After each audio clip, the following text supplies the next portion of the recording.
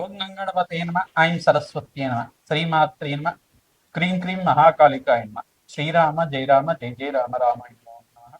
ఓం నమ శివాయ శివాయ గురువే నమ క్రీం క్రీం మహాకాళికాయ నమ క్లీం కృష్ణాయ గోవిందాయ గోపీచన వల్లభాయ శ్రీకృష్ణ పరబ్రహ్మణే పరంజ్యోతిషే నమ గ్రామ దత్తాత్రేయ నమ జై గురు దత్తాత్రేయ. యూట్యూబ్ ప్రేక్షకులకు అందరికీ కూడా నమస్కారం అండి. నేను పాలపర్తి గురునాథ శర్మ జ్యోతిషం వాస్తు సిద్ధాంతిని. 2026 ఆంగ్ల సంవత్సర ఫలితాలంతా కూడా జనవరి నుంచి డిసెంబర్ దాకా సంపూర్ణ ఫలితాలంతా కూడా విశ్లేషణ చేయడం జరుగుతుంది. ప్రధానంగా గోచారీత్యా గ్రహాల యొక్క స్థితిగతి, కలీక, వాటి ప్రభావం అంతా కూడా ధనయోగాలు ఏ రకంగా ఇవ్వబోతున్నాయి. ప్రధానమైన గ్రహాలు రాహు మరియు శనీశ్వరుడు, కేతువు, బృహస్పతి అంతా కూడా ఎటువంటి ధనయోగాలు ఇవ్వబోతున్నాయని విశ్లేషణ చేయడం జరుగుతుంది. ప్రధానమైన గ్రహాల్లో మన శుక్ర భగవానుడు కూడా రాజయోగ కారకుడు. ప్రధానంగా మేషాది ద్వాదశ రాశుల వాళ్ళకి ధనయోగాలు ఏ రకంగా రాబోతున్నాయి అనేది విశ్లేషణ చేయడం జరుగుతుంది. వాటికంతా కూడా గ్రహ గోచార ప్రకారంగా గ్రహాల యొక్క స్థితిగతి, వాటి గమనం మేరకంతా కూడా, వాటి భ్రమణం మేరకంతా కూడా వివిధ రాశుల్లో మారడం వల్ల ఎటువంటి పరిష్కారాలు ఆచరించాలి, ఈ పరిష్కారం చేయడం వల్ల ఆకస్మిక ధనలాభం సృష్టిస్తుంది. మీరంతా కూడా మేము చెప్పిన పరిష్కారాలంతా కూడా తూచా తప్పకుండా పాటించండి. తద్వారా రాజయోగం సిద్ధిస్తుంది, అష్టైశ్వర్య యోగం కలిగిస్తుంది. ప్రధానంగా గోచార చక్రం అనేది ఈ యొక్క గ్రహాల యొక్క గమనం మేరకు మాత్రమే చెప్పడం జరుగుతుంది. జన్మ జాతకమే ప్రధానమైన జాతకంగా ఉంటుంది. మీ జాతకాన్ని అంతా కూడా జ్యోతిష్య సిద్ధాంతులతోటి పరిష్కారం అంతా కూడా ఆచరించడం వల్ల విపరీత రాజయోగము, ఆకస్మిక ధనలాభం సిద్ధించడానికి ఆస్కారం ఉంటుంది. ప్రధానమైన గ్రహాలు అన్నీ కూడా చూసుకుంటే శనీశ్వరుడు, రాహువు, బృహస్పతి, కేతువు మరియు శుక్ర భగవానుడు అంతా కూడా రాజయోగ కారకులు అవుతారు. ఏంటంటే ఈ గ్రహ గోచారంలో ఎక్కువ కాలం అంతా కూడా వీటి ప్రభావం అంతా కూడా ఎక్కువగా ఉంటుంది. ప్రధానంగా గోచార చక్రంలో అంతా కూడా ఎక్కువగా ఈ గ్రహాల యొక్క ప్రభావం అంతా కూడా విశ్లేషణ చేయడం జరుగుతుంది. ప్రధానమైన గ్రహాలంతా కూడా ఎటువంటి ప్రభావం చూపబోతున్నాయి, ఏ రకంగా ధనయోగాలు ఇవ్వబోతున్నాయి అనేది విశ్లేషణ చేయడం జరుగుతుంది. ప్రధానంగా గోచారీత్యా గ్రహస్థితి రకంగా ఉంది. ప్రధానంగా చూసుకుంటే సూర్య భగవానుడు, అంగారకుడు, బుధుడు, శుక్రుడు అంతా కూడా చూసుకుంటే జనవరి 1వ తారీఖు నుంచి మనకంతా కూడా ధనుసు రాశిలో ప్రవేశం చేసి ధనుసు రాశిలో చతుర్గ్రహ కూటమితో సంభవం జరుగుతుంది. మరి జనవరి 15వ తారీఖు నుంచి చూసుకుంటే సూర్య భగవానుడు అంతా కూడా చూసుకుంటే ఇక్కడ మకర రాశిలో ప్రవేశం చేయడం, మకర సంక్రమణం అంతా కూడా 15వ తారీఖు అంతా కూడా సంభవిస్తుంది. మరియు బృహస్పతి అంతా కూడా చూసుకుంటే మిథున రాశిలో అంతా కూడా ఈ డిసెంబర్ 5వ తారీఖు నుంచి మనకంతా కూడా మిథున రాశిలో సంచారం చేయడం, అంటే తిరోగమనంలో అంతా కూడా సంచారం చేసి ఇక్కడంతా కూడా స్థిరంగా ఉంటారు. మరి జూన్ 14వ తారీఖు దాకా, జూన్ 14వ తారీఖు తర్వాత మళ్ళీ కర్కాటక రాశి ప్రవేశం చేసి అక్కడ స్థిరంగా ఉండడం జరుగుతుంది. ఈ యొక్క మేషాది ద్వాదశ రాశుల వాళ్ళంతా కూడా గ్రహ గోచారంలో ప్రకారంగా ఏ రకంగా ఉండబోతుంది. ప్రధానంగా రాహు అంతా కూడా ఏప్రిల్ 14వ తారీఖు నుంచి అంతా కూడా ఈ యొక్క కుంభరాశిలో ఉండి వక్రగతిలో సంచారం చేస్తూ ఉంటారు. మరియు కేతు కూడా సింహరాశిలో ఉండి ఈ యొక్క ఏప్రిల్ 14వ తారీఖు తర్వాత వక్రగతి సంచారం అంతా కూడా జరుగుతుంది. శనీశ్వరుడు అంతా కూడా వక్రగతి త్యాగం చేసిన తర్వాత రుజుమార్గంలో అంతా కూడా పయనం చేయడం మనకి మంచి ఫలితాలుగా ఇవ్వడం జరుగుతుంది, శుభమైన ఫలితాలుగా చెప్పడం జరుగుతుంది. ఇక్కడ మీనరాశిలో శనీశ్వరుడు సంచారం జరుగుతుంది కావున మేషాది ద్వాదశ రాశుల వాళ్ళకి ఎటువంటి అదృష్ట యోగాలు సిద్ధిస్తాయి, ఎటువంటి ఆకస్మిక ధనలాభం కలుగుతుంది, అష్టైశ్వర ప్రాప్తి రకంగా జరుగుతుంది. ఏ వ్యాపారం వాళ్ళకి, ఏ ఉద్యోగం వాళ్ళకంతా కూడా ఎటువంటి పరిష్కారాలు ఆచరిస్తే కనుక ధనయోగాలు సిద్ధిస్తాయి, ఏం పరిష్కారం ఆచరించాలి అంతా కూడా విశ్లేషణ చేయడం జరుగుతుంది.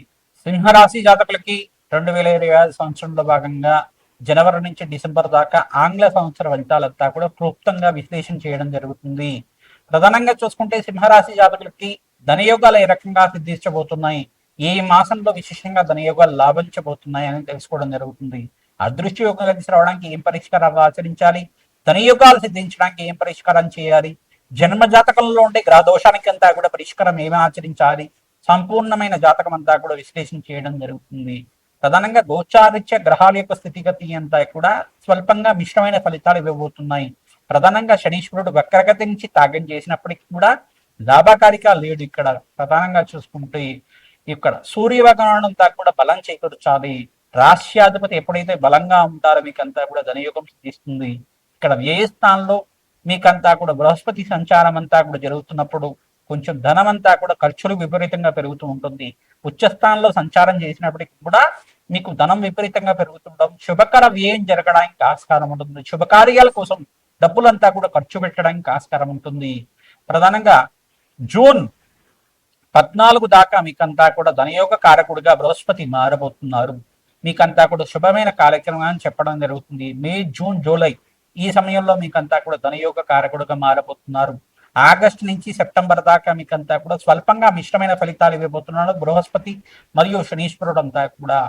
ప్రధానంగా మీరు జప హోమాది కార్యక్రమాల్లో భాగంగా రాహుకి, సూర్య భగవానుడికి, శనీశ్వరుడికి, బృహస్పతికి, అంగారకుడికంతా కూడా జప హోమాది కార్యక్రమాలంతా కూడా ఆచరించడం వల్ల, అంటే వేద బ్రాహ్మణులతో శాంతి హోమాది కార్యక్రమాలంతా కూడా చేయించడం వల్ల ధనయోగాలు సిద్ధిస్తాయి.